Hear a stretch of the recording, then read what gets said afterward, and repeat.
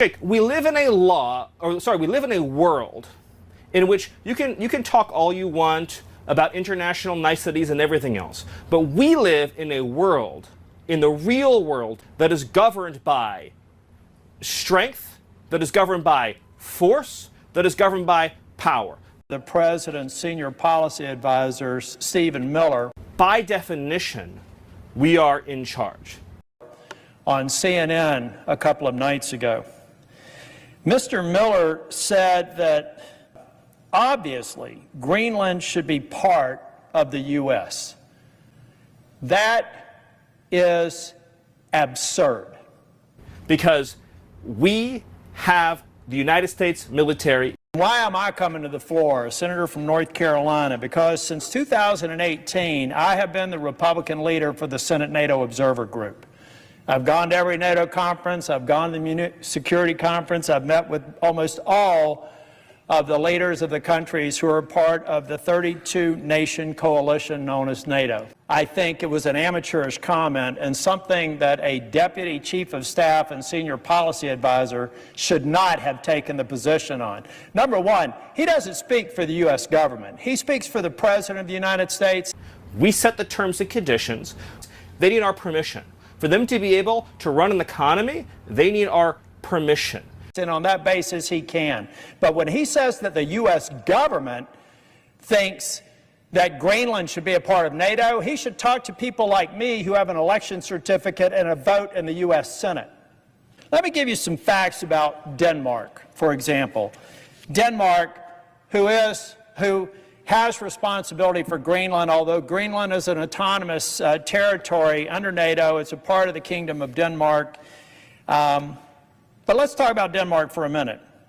Denmark was one of NATO's most disproportionately high contributors in Afghanistan relative to its population size and force structure.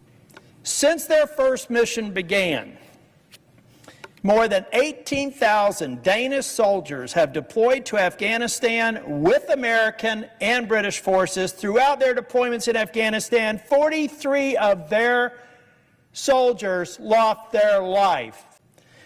43 soldiers losing their lives. There are only about 5 or 6 NATO countries who lost more. And what's remarkable about this is a country of about 6 million people.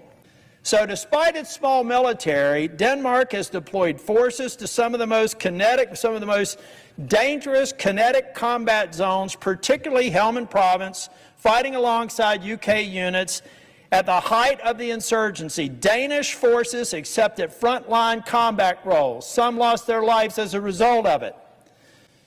For a small democracy, sustaining this level of risk over more than a decade reflects a serious commitment to NATO and a serious commitment to the safety and security of the United States. Mr. President, you know what makes me cranky? Stupid. What makes me cranky is when people don't do their homework. What makes me cranky is when we turn around and making insane comments about how it is our right to have territory owned by the Kingdom of Denmark. Folks, amateur hour is over. You don't speak on behalf of this U.S. Senator or the Congress. Not the surreal sort of environment that some deputy chief of staff thinks was cute to say on TV. One of two things happened with Greenland. Either one, the President came up with the idea that maybe we should have Greenland as a part of our assets.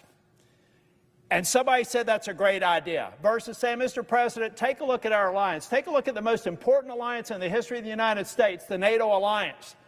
This could actually destabilize that, Mr. President. Mr. President, you should know at one point we had 17 military installations in Greenland, and they'd be happy to have us back. They're not refusing to have us have access to project power into the Arctic. We could do it without taking over a NATO country. The NATO alliance is what has kept this nation largely, or this world, largely safe for over 75 years. That Mr. Miller or somebody else said, hey, this would be cool. Let's take over Greenland. It'll be like a big aircraft carrier. Well, that's stupid, and I'm sick of stupid. I want good advice. And this nonsense on what's going on with Greenland is a distraction, and the amateurs who said it was a good idea should lose their jobs.